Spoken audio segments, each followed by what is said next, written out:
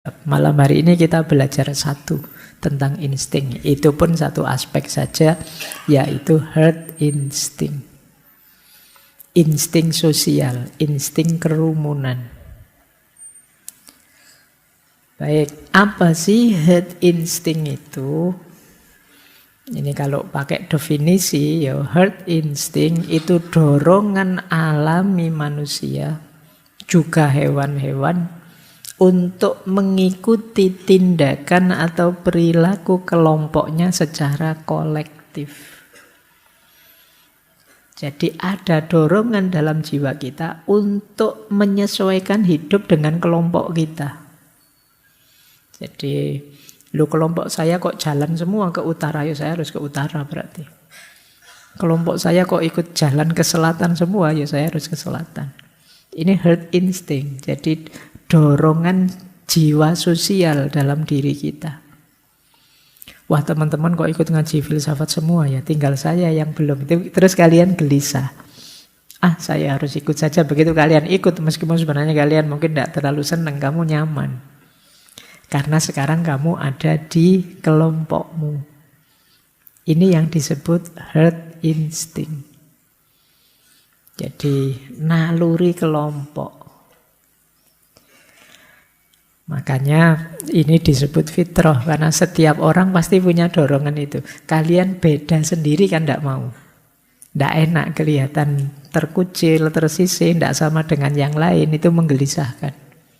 Kalian ingin sama saja seperti yang lain, seperti orang lain. Baik.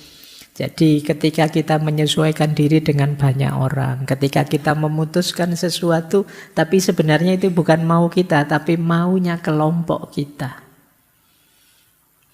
Dan kita nyaman dengan itu, meskipun mungkin dalam banyak hal kadang-kadang kita tidak cocok, tidak setuju, tapi tidak apa-apalah. Pokoknya keputusannya orang banyak saya ikuti. Ini namanya herd instinct. Dulu pernah ya kita membahas kebenaran. Ada kebenaran itu yang sifatnya objektif, ada kebenaran itu yang sifatnya subjektif, ada kebenaran itu yang sifatnya intersubjektif.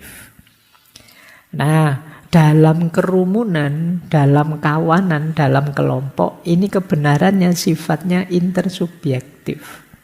Sifatnya kesepakatan. Begitu kita sepakati, ya dia jadi kebenaran. Yuk untuk kos-kosan kita, misalnya kalau kuliah pakai baju hitam-hitam terus yuk. Nah, ini namanya kebenaran pakai baju hitam, itu namanya intersubjektif. Kalau sudah intersubjektif berarti sudah disepakati. Kalau ada yang tanya, apa dalilnya kamu pakai hitam-hitam? Tidak ada, itu tidak ada hubungannya dengan dalil. Ini kesepakatan. Karena apa? Karena ranahnya ranah hidup bersama, ranah sosial. Kenapa kok ada begitu? Ya karena ada dorongan dalam jiwa kita untuk hidup bersama orang lain. Kalau kita hanya mengandalkan kebenaran subjektif-subjektif saja, kemungkinan konfliknya besar. Dan itu tidak nyaman, tidak enak kan kalau hidup itu masing-masing egois, subjektif-subjektif, padahal kita ada di ruang yang sama. Akhirnya dibuatlah kesepakatan bersama. Ini yang disebut intersubjektif. Nah, dorongan jiwa berarti herd instinct itu. Kenapa dorongan jiwa ini muncul? Nah, ini ada beberapa alasannya. Alasan pertama, untuk keberlangsungan hidup. Jadi kita itu dalam banyak aspek tidak bisa sendirian. Bahkan ada yang menjelaskan, dalam kelompok hewan tertentu, berkelompok itu lebih memperbesar kemungkinan survive. Ini contohnya misalnya kambing yang banyak itu.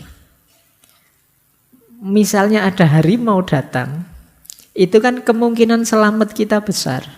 Karena kita tidak tahu nanti kambing yang mana yang diterkam harimau. Tapi kalau kamu sendirian, satu-satunya ketemu harimau, ya mesti kamu, siapa lagi yang kena. Nah ini insting kerumunan. Di tengah orang banyak saya bisa selamat. Jadi aman. Kayak kalian itu cowok-cowok kadang ngumpul bareng-bareng. Terus mungkin ada cewek lewat terus sweet-sweet itu. Begitu ceweknya noleh, siapa yang tadi sweet-sweet? Diam semua, bukan saya. Kamu selamat. Coba kamu sendirian mesti ketahuan bahwa itu kamu.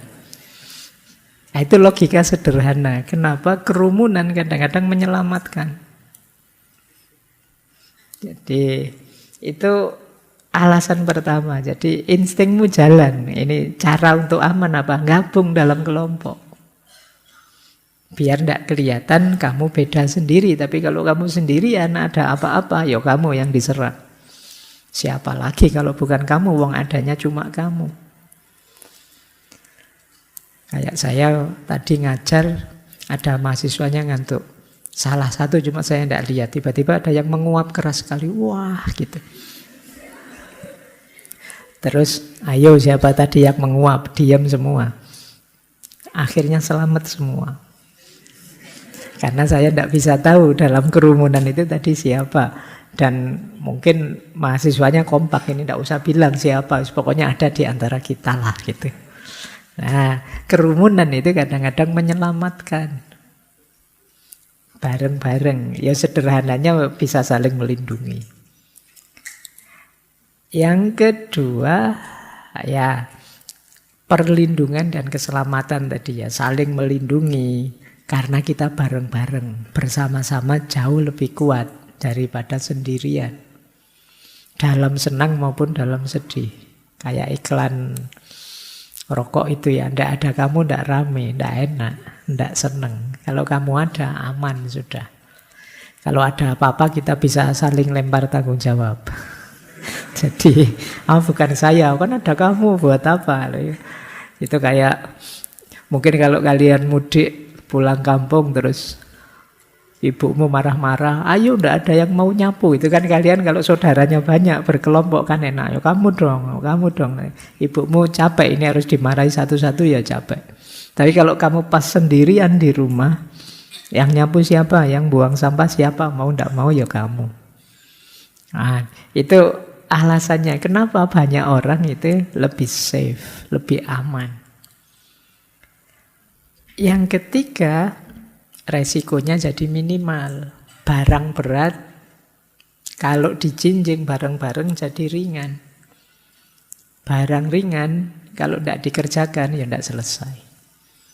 Jadi, tapi kalau banyak temannya lebih enak. Pekerjaan satu kalau kalian berdua jadinya setengah-setengah. Pekerjaan satu kalian bersepuluh ya 1/10 semuanya.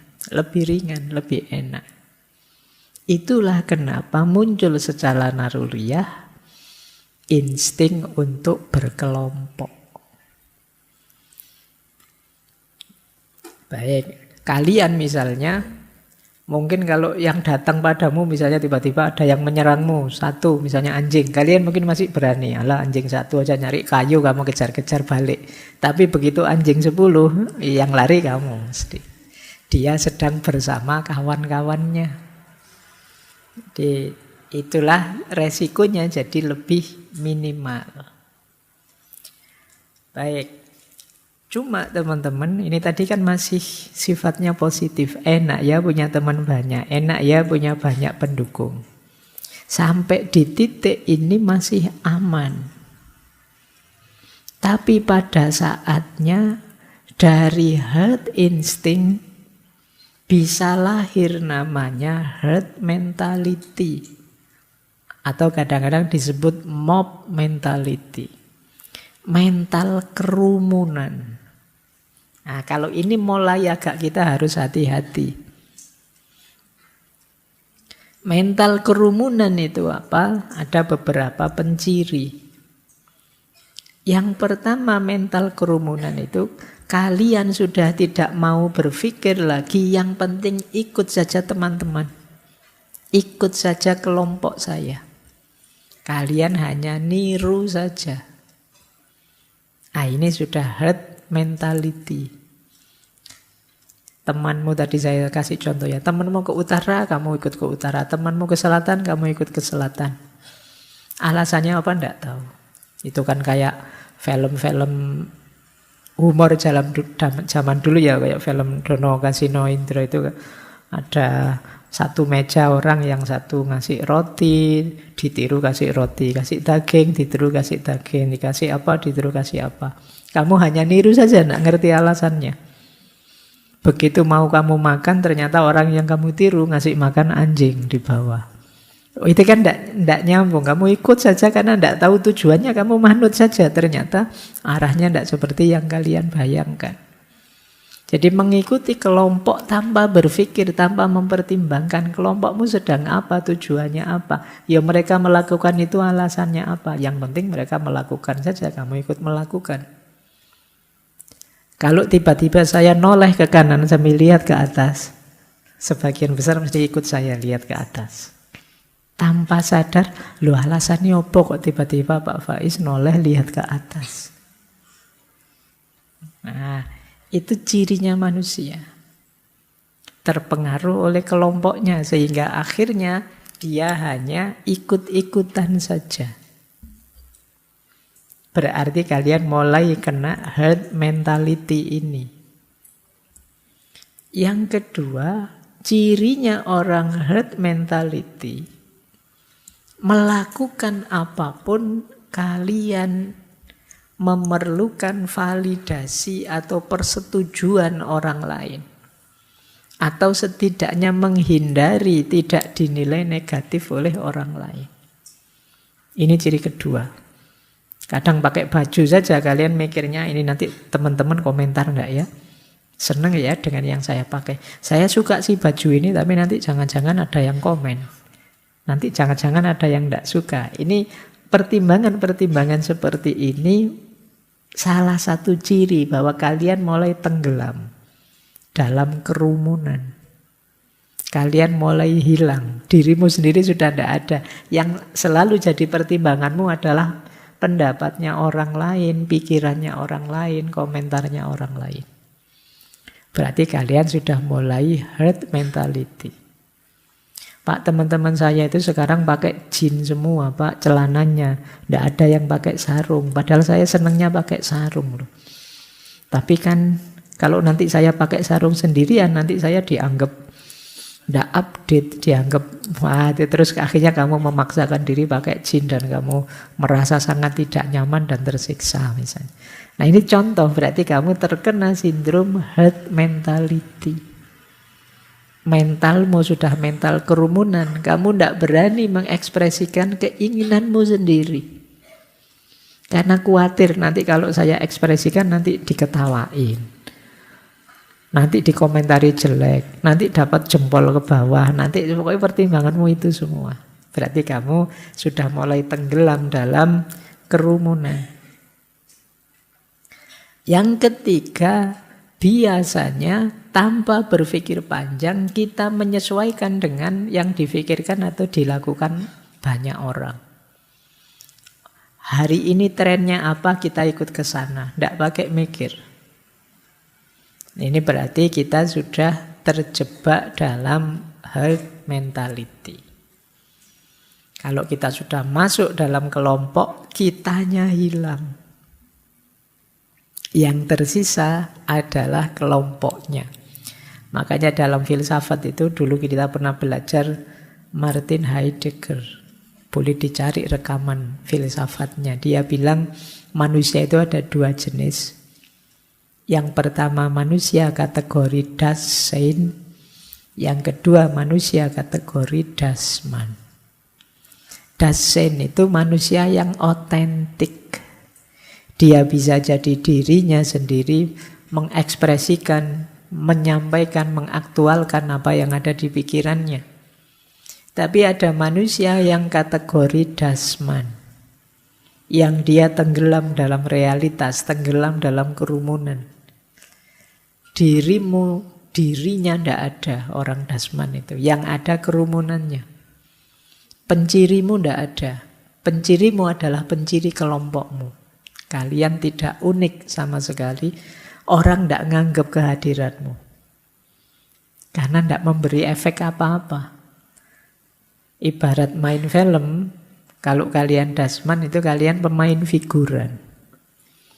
Tidak penting, hanya jadi background. Ya biar adegannya kelihatan natural, lengkap, kalian dihadirkan. Tapi kalian bukan pemeran utama.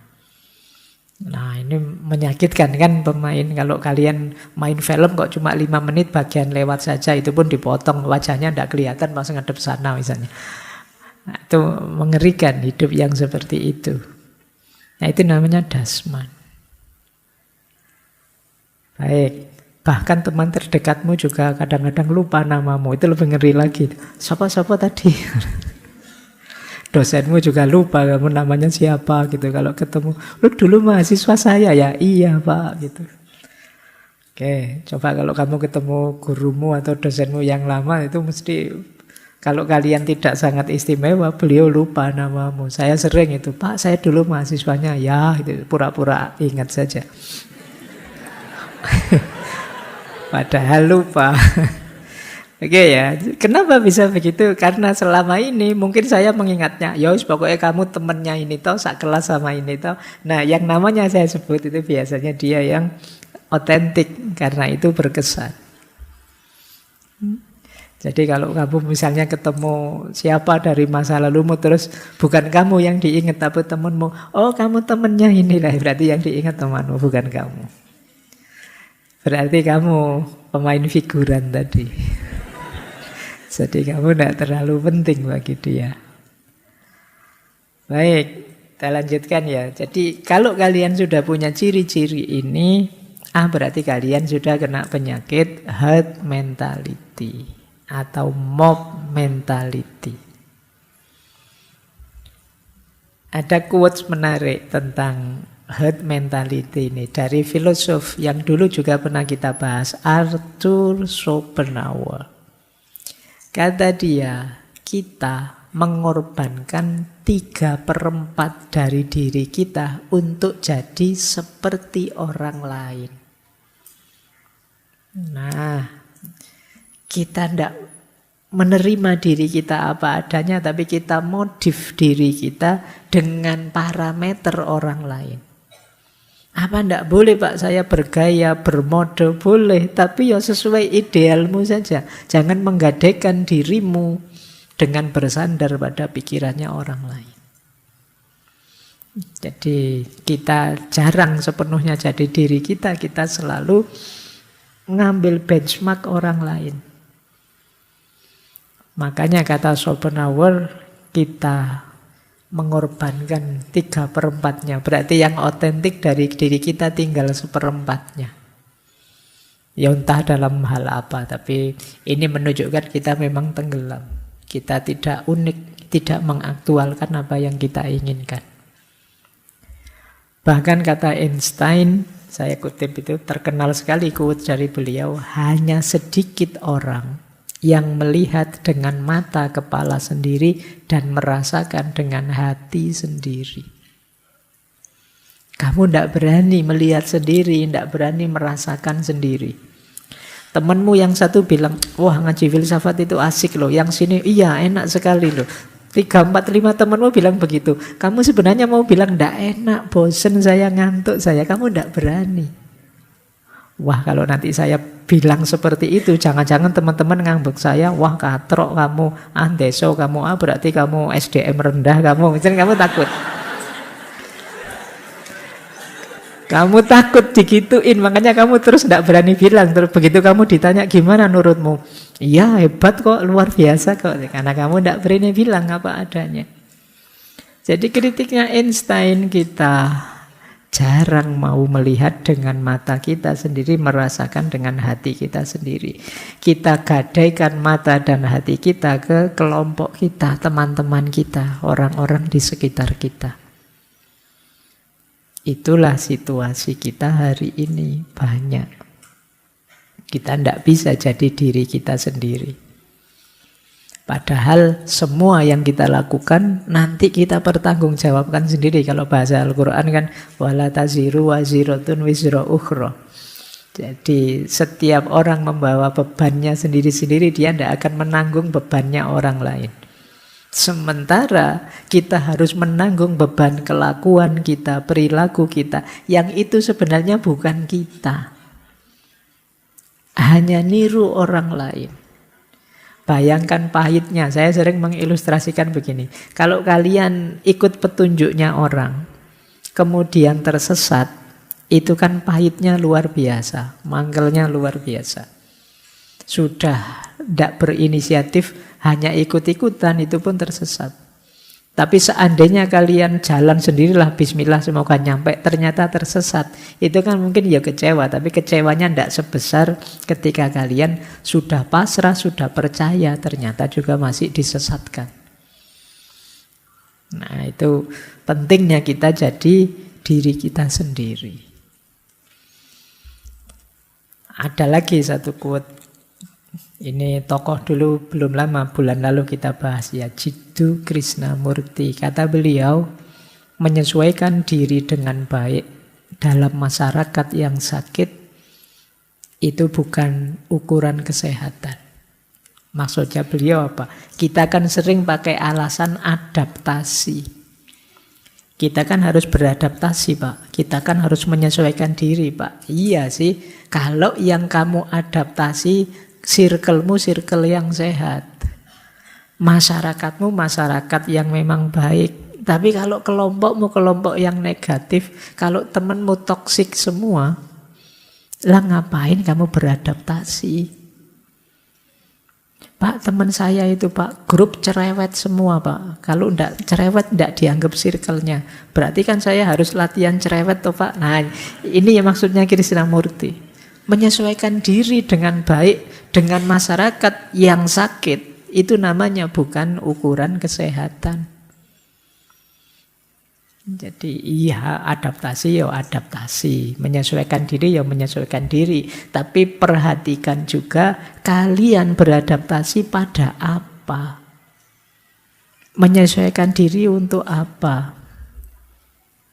Pak, anak muda hari ini itu kalau terlalu soleh itu rasanya ndak update Pak. Yo harus ada nakal-nakalnya dikit lah Pak. Mosok anak masa kini kok yo terlalu alim, ngerokok tidak, ngopi tidak, nongkrong tidak. Misalnya kan banyak diksi-diksi begitu. Yo dilihat dulu kalau memang circle-nya isinya senegatif itu ya ngapain kita beradaptasi. Harusnya kan dibalik, yang negatif-negatif tadi yang mengadaptasi kalian. Mereka yang meniru kalian, bukan kalian yang niru mereka. Ini rumus yang terbalik. Makanya kata Krishnamurti, Anda itu bukan ukuran hidup yang sehat.